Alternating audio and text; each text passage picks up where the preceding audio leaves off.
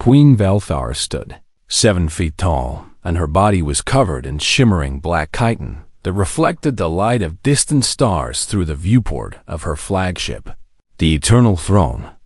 She ruled 17 star systems and 400 billion Sithran souls bent to her will with a single command. Yet on this night, she felt smaller than the tiniest creature in her empire. She stood alone in her private chamber, watching 3 screens that showed the same room from different angles.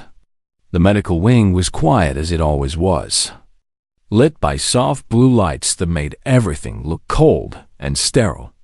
And in the center of that room floated 3 life pods containing the 3 beings she loved more than all her 17 star systems combined: Cass, Myra, and Tauren. Her triplets, her children, her greatest joy and her deepest shame.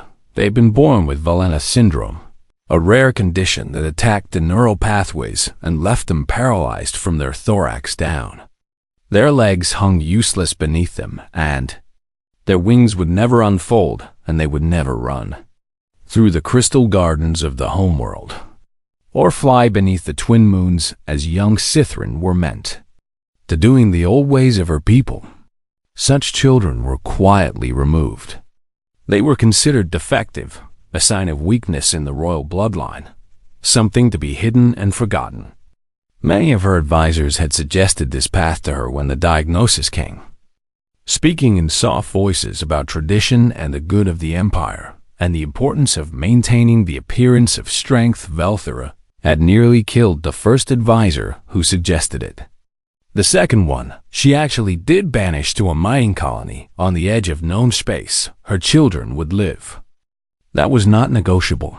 That was not up for discussion. That was the one command she had given that she would never take back. But keeping them alive and keeping them close were 2 different things. A queen could not show weakness, could not be seen caring for defective offspring, could not let the other houses know that her heart was anything but cold calculation and iron will. So she had installed them here in this private medical wing with only drones and machines for company. And she had installed cameras so she could watch them from afar. And she told herself this was enough. It was never enough. She watched Cass, the eldest, by 4 minutes, staring at the ceiling with those beautiful compound eyes that had once sparkled with curiosity. Now they were dull and empty, seeing nothing, caring about nothing. She watched Myra, the only female among them, whose antennae used to dance with every emotion, but now hung limp against her head like dead things. She watched Tauren, the smallest and sweetest of the 3, who used to make clicking sounds of laughter, but had not made any sound at all in over a cycle. They were dying. Not quickly, not dramatically, but slowly and quietly, fading away like stars at the edge of the universe. The medical drones kept their bodies functioning, but nothing could heal the wound of loneliness. Nothing could replace the touch of family. Nothing could fill the emptiness of being forgotten by the world. Notification chimed and pulled Velthara from her thoughts. It was a minor administrative matter, a staffing change for the Eternal Throne. The Galactic Compact had assigned a new worker to the ship as part of some labor exchange program. A janitor who would be cleaning the low-security, non-essential sections, including the medical wing. She glanced at the file without much interest. The worker was a human, one of those soft and squishy creatures from a small blue planet on the outer edge of explored space. Humans were considered unremarkable by galactic standards, not particularly strong or fast or intelligent or long-lived. They were adequate workers, but nothing special. Certainly nothing that required the attention of a queen. His name was Earl Higgins, and he was 58 years old. There was a note in his file that said he had requested deep space assignment voluntarily, which was unusual for humans who typically preferred to stay close to their homeworld. She wondered briefly why someone would choose to leave everything behind and travel to the far reaches of space. Then, another notification came. This one about a border dispute in the 7th system. And she pushed all thoughts of the human janitor from her mind. He was nobody, a cleaning worker, a pair of hands to push a mop across the floor. What could someone like that possibly matter in the grand scheme of things? She turned back to her screens, watching her children float in their pods. And the weight of her crown had never felt heavier.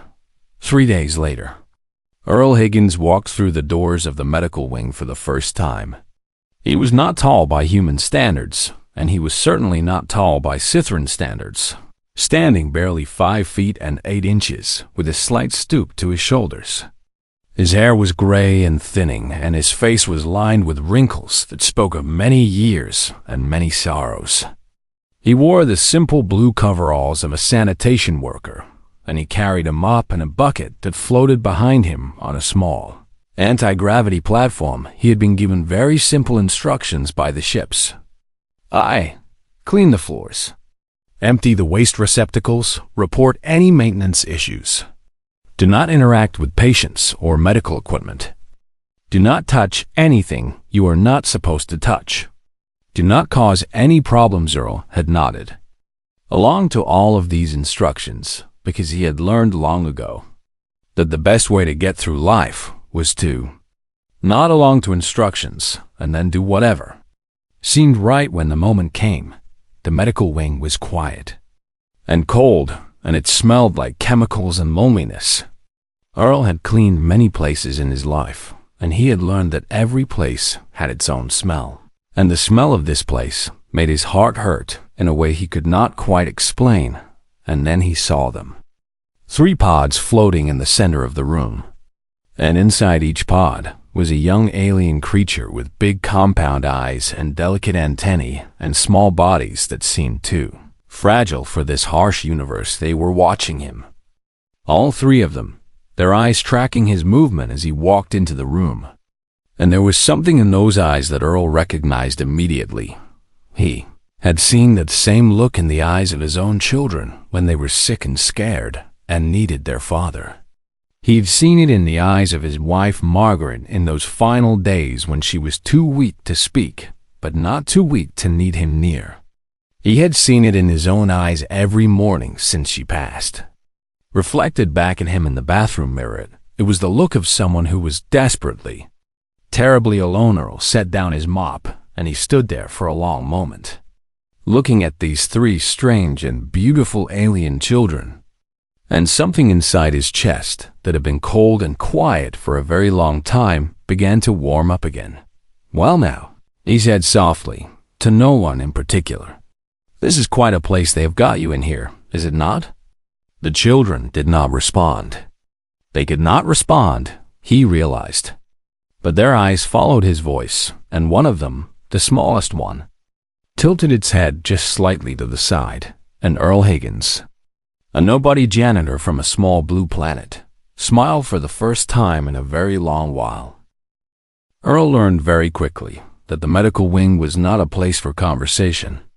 The medical drones that floated through the room never spoke a single word, only beeping and clicking as they checked readings and adjusted equipment.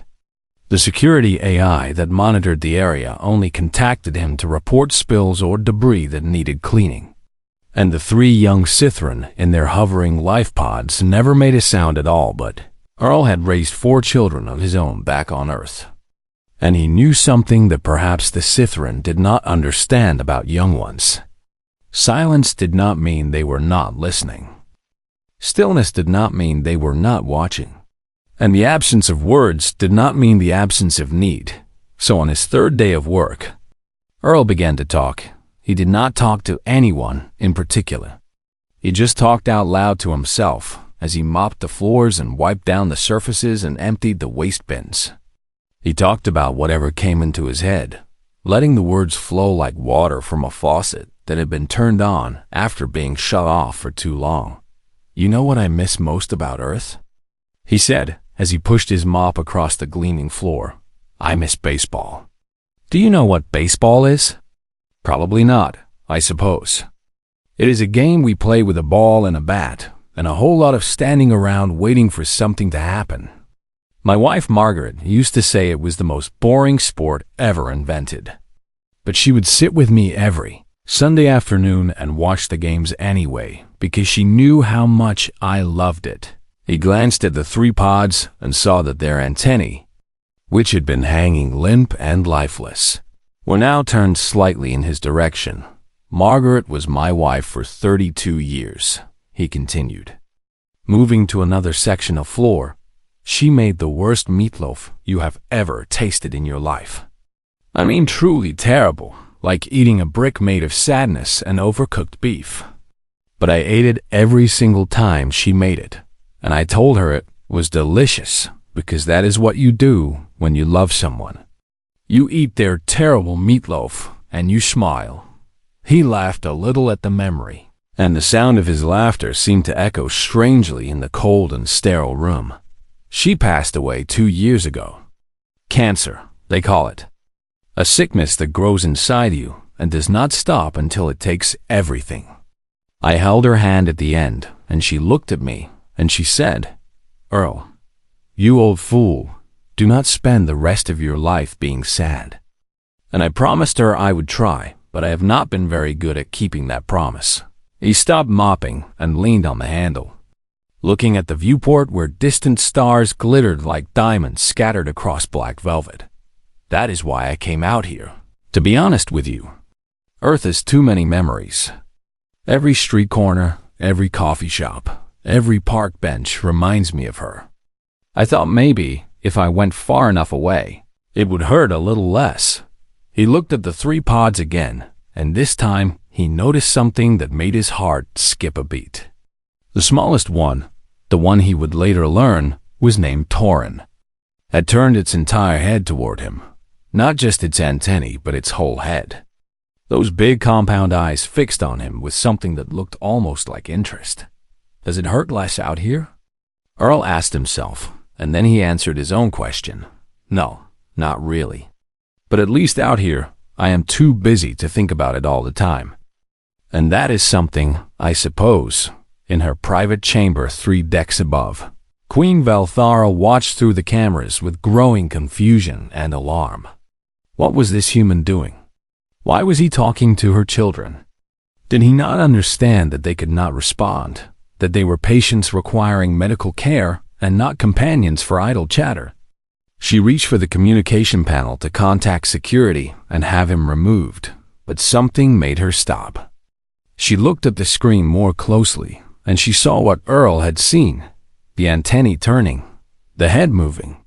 The first voluntary movements her children had made in weeks. Her claw hovered over the panel for a long moment, and then she slowly pulled it back. She would watch a little longer, she told herself. She would observe and gather data and make a decision based on evidence rather than instinct. That was the rational thing to do. That was what a queen should do. But deep down in a place she did not like to acknowledge, she knew the real reason she did not call security. She was desperate. She was afraid. And this strange little human was the first thing in a very long time that had made her children move. Earl continued his work over the following days, and each day he talked a little more. He told stories about his 4 children, about Emma, who was the youngest and the wildest, about Michael, who was quiet and thoughtful, about Sarah, who had a temper like a summer storm, and about David, who had died in a car accident at 19 years old, and whose loss still felt like a hole in Earl's chest that would never heal. "You never get over losing a child," he said one day, his voice soft and heavy with old pain. "You just learn to carry it. You build your life around that hole, and you keep walking, because what else can you do? They would want you to keep walking." He looked at the 3 pods, and he wondered if anyone had ever told these children that they mattered, that they were worth something, that their lives had meaning, even if they could not walk or fly or do the things that other Sithran children could do. "You know what my daughter Emma used to tell me?" he said. "She used to say that everybody deserves to be seen. Not looked at, but really seen. She works with disabled children now back on Earth, Emma does. And she says that the biggest problem is not the disability itself, but the way people treat you like you are invisible. Like you are a problem to be solved instead of a person to be known." He walked over to Torin's pod, and he looked directly into those big compound eyes. "I see you," he said simply. I do not know if you can understand me, but I want you to know that. I see you, and you are not invisible to me." Torin's antennae trembled. Just slightly, like leaves stirring in a gentle breeze, and watching through her cameras. Queen Valthara felt something crack open inside her chest.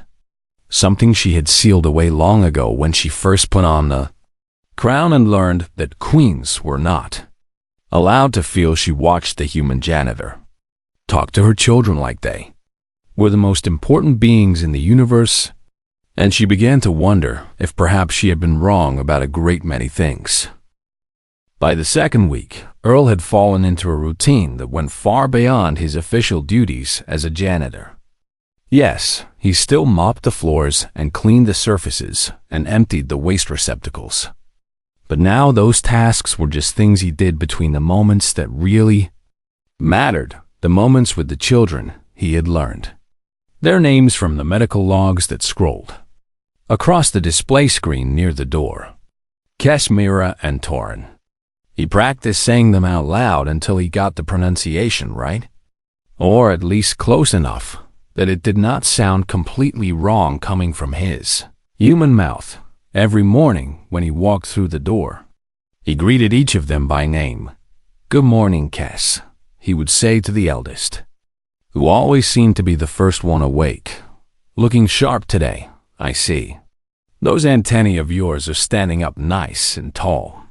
Then he would turn to the pod in the middle. "Myra, good morning to you too. You know what? I think the color of your eyes is a little brighter today. Must be all the rest you are getting." And finally, he would walk over to the smallest pod. "And Torin, my little friend, how are you doing this fine morning? Oh, I see you have some gunk building up on the edge of your pod there. Let me get that for you. Cannot have you looking anything but your best." At first, he was not even sure they understood him.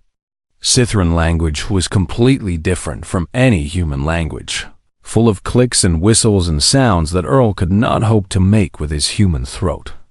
But the ship had universal translators everywhere. Tiny devices embedded in the walls and floors that converted his words into something the children could understand. And more importantly, that converted their few small sounds into something he could understand. They did not speak much, these three. Their condition made it difficult for them to produce the complex sounds of Sithran speech. But sometimes, when Earl said something funny or told a particularly good story, he would hear a small clicking sound from one of the pods, and the translator would whisper the word happy or more into his ear. Those small words meant more to Earl than all the grand speeches in the universe.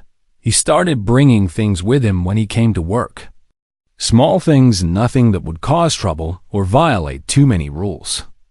A rubber ball that he would squeeze in his hand while he talked, letting them watch the repetitive motion, because he had read somewhere that repetitive motions could be soothing for people who could not move their own bodies. He brought printouts of Earth animals, pictures of dogs and cats and elephants and giraffes and penguins. He taped them to the walls where the children could see them. And he told them stories about each animal. "This is a dog," he said, pointing to a picture of a golden retriever. "Dogs are the best friends a human can have. They do not care if you are rich or poor, smart or dumb, healthy or sick. They just love you completely and totally, no questions asked. My daughter Emma once convinced me to adopt a 3-legged dog named Charlie. He was missing his front right leg from an accident he had as a puppy, and the shelter did not think anyone would ever want him. But Emma said that the broken things are the ones that need the most love, and she was right. Charlie was the happiest dog I ever knew." Myra's antennae flickered at this story, and the translator whispered, "Dog good," in Earl's ear. "Yes," Earl agreed, smiling. "Dogs are very good." He was not supposed to be altering the environment of the medical wing. There were protocols about sterile conditions and approved decorations and proper procedures. But Earl had never been very good at following rules that did not make sense to him. And the rule that said these children had to stare at blank walls all day made no sense at all one evening. after his shift was officially over. Earl noticed Torrance staring at the viewport with an intensity that seemed different from his usual blank gaze. The little one was watching the stars, really watching them. And Earl remembered what it felt like to be young and curious about the universe. He pulled up a chair and sat down beside Torrance's pod, close enough that the child could see him clearly, but not so close that it would trigger any medical alarms. "You like the stars, do you?" Earl asked softly. Torrance did not respond, but his eyes remained fixed on the viewport. "My Margaret used to love the stars," Earl said, his voice going warm and soft the way it always did when he talked about his wife. "She was a teacher. Did I ever tell you that? She taught science to children, and her favorite unit was always astronomy. She would take her students outside at night to look at the stars through telescopes. And she would tell them the same thing every time." He paused, looking out at the vast darkness sprinkled with points of light. "She would say that every star out there is somebody's home. Not the star itself, but the planet spinning around it. Somewhere out there, around every one of those tiny lights, there might be a family sitting down to dinner, or a child going to bed, or someone waiting for someone they love to come home. She said the stars are like kitchen lights left on for people coming home late."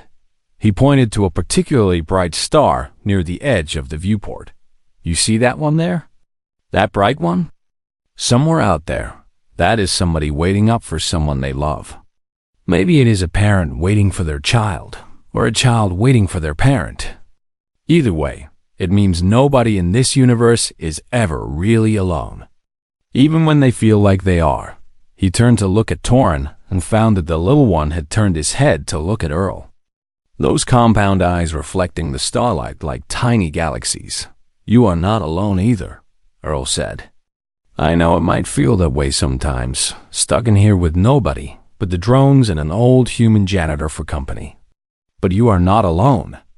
I am here, and I am not going anywhere." Then Earl did something he had not planned to do. He looked directly at the camera in the corner of the room, the camera he had noticed on his first day and had pretended not to see. He looked right into it, and he raised his hand in a small wave that said, "I know you are watching. I know someone cares about these children enough to install cameras and check on them. I see you too." In her private chamber, Queen Velthara watched the human wave at her through the screen, and she felt her heart do something strange and painful in her chest. She felt seen, and she felt hope. Real hope for the first time in many cycles. The medical drones delivered their report during the most important treaty negotiation of the decade. 17 star systems were watching as Queen Velthara stood before the Galactic Council, speaking words of power and authority that would shape the future of interstellar relations for generations to come. The message appeared on her private display, visible only to her, and the words made the universe stop spinning. Neural degradation accelerating. Estimated survival time reduced from months to weeks. Recommend informing relevant parties. She finished her speech somehow, though she could not remember a single word of it afterward. She smiled and nodded and shook claws with the other delegates. And then she excused herself with some excuse about urgent matters requiring her attention. And she fled to her private chamber like a wounded animal seeking a place to hide. She locked the door and she pulled up the camera feeds, and she stood there in the darkness, watching her children float in their pods. And she felt the weight of a crown she had never asked to wear crushing her into the ground. This was the price of being queen.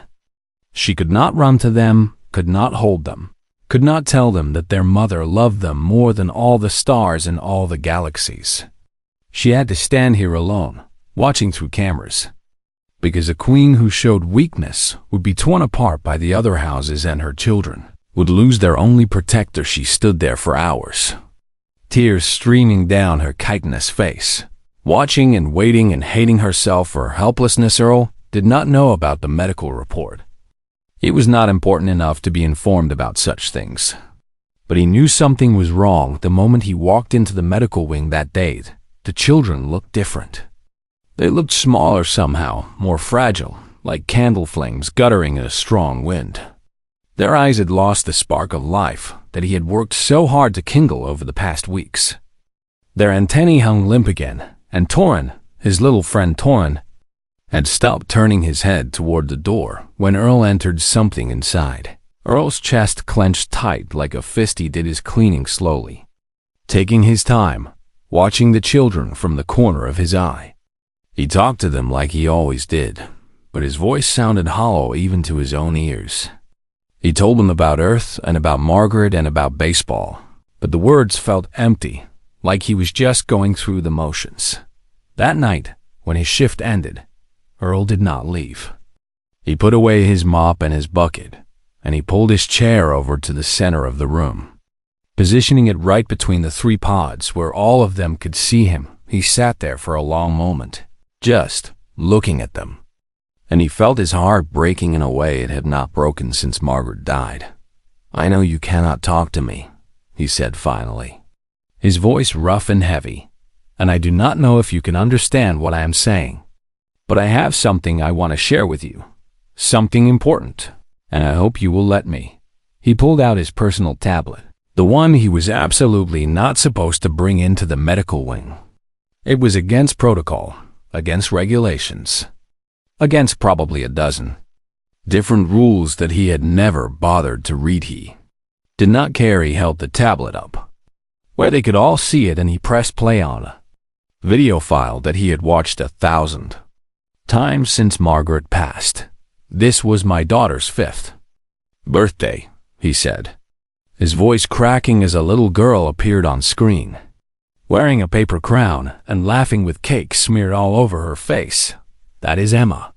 She was such a wild little thing, always running and jumping and getting into trouble. She has 2 kids of her own now. Can you believe that? I am a grandfather twice over, though I have never met my grandchildren in person.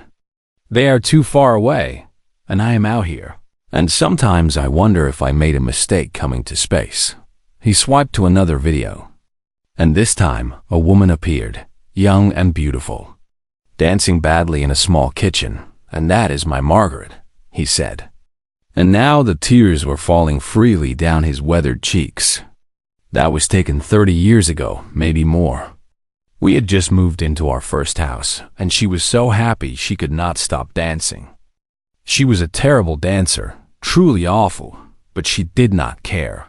She said dancing was not about being good. It was about being happy. His voice broke, and he had to stop for a moment, wiping his eyes with the back of his hand. "She is gone now," he continued. "The cancer took her 2 years ago, and not a day goes by that I do not miss her. I talk to her sometimes in my head, telling her about my day and asking her advice. She always gave the best advice, even when I did not want to hear it." He looked at the 3 pods, at the 3 small beings who were looking back at him with something in their eyes that might have been understanding. "I know you might not understand me," he said. "I know we are different species from different worlds, and none of this probably makes sense to you. But I want you to know something important, something I wish someone had told me when I was young and scared and felt like nobody cared." He leaned forward in his chair, looking at each of them in turn, Kessin, Mira, and Torin. "You are not alone," he said, his voice fierce and tender at the same time. "You are never alone. Someone sees you, someone is here, someone cares whether you live or die. Maybe you cannot move your legs, maybe you cannot fly, maybe there are 1,000 things you cannot do. But you can be loved, and that is the most important thing anyone can be." His tears fell on the deck and made small wet spots on the gleaming floor he had just finished cleaning. "I am here," he said, "and I am not going anywhere. As long as I draw breath, you will not be forgotten. I promise you that." In her chamber, Queen Velthara watched a human weep for her children. A human who had no reason to care about 3 paralyzed alien royals. A human who broke rules and protocols and regulations because he saw 3 lonely children who needed someone to love them and for the first time in her entire reign. The queen dropped to her knees and wept, not the silent tears of a ruler hiding her grief, but the great heaving sobs of a mother who had been trying so hard to be strong and simply could not hold it together anymore. She wept for her children. She wept for herself, and she wept for the beautiful broken universe that had sent a human janitor to teach her what love really looked like. The door to the medical wing opened the next morning, and Earl nearly dropped his mop. Queen Valthara stood in the doorway, 7 feet of chitinous black armor and royal authority, her compound eyes fixed on him with an intensity that made his knees want to buckle. Behind her stood 2 royal guards with weapons that could probably vaporize him. Before he even had time to scream, Earl did what any sensible person would do when confronted by an alien queen. He started to bow, to stammer, to apologize for whatever he had done wrong. "Your Majesty, I am so sorry. I did not mean any disrespect. I was just trying to—" She raised one clawed hand, and he fell silent immediately. The queen stepped into the room, her guards remaining at the door, and she walked slowly around the space like a predator surveying its territory. Her eyes moved from the pictures of earth animals taped to the walls, to the rubber ball sitting on a shelf, to the chair positioned between the 3 pods. She stopped in front of that chair and stared at it for a long moment. "You have broken 17 sanitation protocols," she said, and her voice was cold and regal. The voice of a ruler who had sentenced beings to death with less emotional, swallowed hard. "Yes, Your Majesty. I have no excuse. You have also broken 4 security protocols, 2 medical quarantine standards, and the Galactic Compact's guidelines on personal device usage in sensitive areas. Yes, Your Majesty, your personal tablet was detected on the surveillance feeds. Bringing unauthorized recording equipment into a royal medical facility is a serious offense, punishable by imprisonment in most jurisdictions." Earl felt his heart sinking into his stomach. He thought about Emma and his grandchildren he would never meet. And he thought about Margaret waiting for him somewhere beyond the stars. And he thought about how disappointed she would be that he got himself thrown in prison for breaking rules he probably should have read. "I understand. Your Majesty," he said quietly. "I accept whatever punishment you think is appropriate. I only ask that you let someone else come and visit with the children. They should not be alone. They deserve better than—" "Be silent," the queen commanded. And Earl's mouth snapped shut. She turned away from the chair and walked over to Torin's pod, looking down at her youngest child with an expression Earl could not read. Sithran faces were so different from human faces, all angles and chitin and compound eyes. But Earl had been watching these children for weeks now, and he was starting to learn their expressions. The queen looked sad, he realized. Sad and tired and afraid.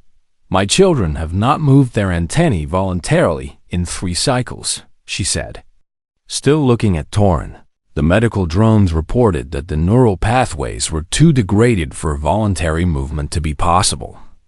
The prognosis was complete stillness, followed by complete silence, followed by death. Earl felt tears prick at his eyes, but he stayed quiet. "This morning," the queen continued, "when you greeted them at the door, all 3 of them turned toward the entrance before you appeared. They heard your footsteps in the corridor, and they turned to watch for you. They were waiting for you, human. My children, who were supposed to be incapable of voluntary movement, were waiting for you." She turned to face him, and Earl saw something in her eyes that he recognized. It was the same thing he had seen in his own eyes in the mirror. The look of someone who had been alone with their grief for far too long in 17 star systems, she said, her voice dropping to something almost soft. "Across 400 billion Sithran souls, not one has ever sat with my children. Not one has spoken to them like they mattered. Not one has treated them as worthy of time and attention and love." She stepped closer to Earl, close enough that he could see his own reflection in her compound eyes. You are the first being in this galaxy to show my children kindness, she said. A human, a janitor, and nobody from a small planet on the edge of explored space. You saw what my own people could not see. You gave what my own people would not give. She reached into her royal sash and pulled out a small data chip. Holding it out to him, "This contains a full pardon for all your protocol violations," she said. "A permanent residence permit aboard any vessel in my fleet. A salary increase of 300%. And a formal appointment as family attendant to the royal heirs. A position that has not existed in the Scytheran Dominion for over 2,000 years. Earl stared at the chip in her claw, not quite believing what he was hearing. "Your Majesty, I do not understand. It means," she said, and now her voice cracked slightly. The first break in her royal composure, "that you are family now. You belong to us, and we belong to you. It means my children will never be alone again. Not as long as you live." She pressed the chip into his calloused human hand. "If you will have us." Earl looked at the chip, then at the Queen, then at the three pods where Kes and Myra and Torin had all turned their eyes toward him. Antennae lifted high and trembling with something that looked like hope. He thought about Margaret and the kitchen light left on for people coming home late. He thought about Emma saying that the broken things need the most love. He thought about how far he had traveled, trying to run away from his grief, only to find that grief was not something you ran from, but something you carried with you wherever you went. "Your Majesty," he said, tears streaming down his weathered face, "I would be honored." 6 months later, Kes and Mira and Torin passed away within days of each other. They had lived 11 months longer than any physician predicted, and the medical scholars wrote papers about experimental treatments and unexpected remissions. Queen Valthara knew better. Her children had lived because they had something to live for. Someone who saw them and loved them and refused to let them be forgotten. Earl was with them at the end, holding Torin's small forelimb in his rough hand, telling them about the three-legged dog named Charlie and Margaret's terrible meatloaf, and the kitchen light that was always left on for people coming home at the state funeral, the first ever held for Scytheran young-born with defects. Queen Valthara addressed the 17 star systems. "We believed ourselves superior," she said, her voice carrying across the stars, advanced and enlightened and beyond the primitive emotions of lesser species. Yet it took a human, a janitor, a man who cleaned floors for a living, to teach us what our empire had forgotten. She looked at Earl, standing in the place of honor beside the royal family, wearing the ceremonial robes of a family attendant. "The measure of a species is not in their technology, their conquest, or their power," she said. "It is in their compassion. It is in their stubborn, irrational, beautiful refusal to let anyone be forgotten. It is in their willingness to love the broken things, the unwanted things, the things that others would throw away." She lifted her forelimb in the Scytheran gesture of eternal debt. "Humanity, we owe you a debt we can never repay. You have taught us what it means to truly see one another, and we will never forget." Earl stood there in his ceremonial robes, tears on his face, thinking about Margaret and Emma and his grandchildren and the long, strange road that had brought him. Here he looked up at the stars through the viewport, all those kitchen lights left on across the galaxy, and he smiled. He was finally home.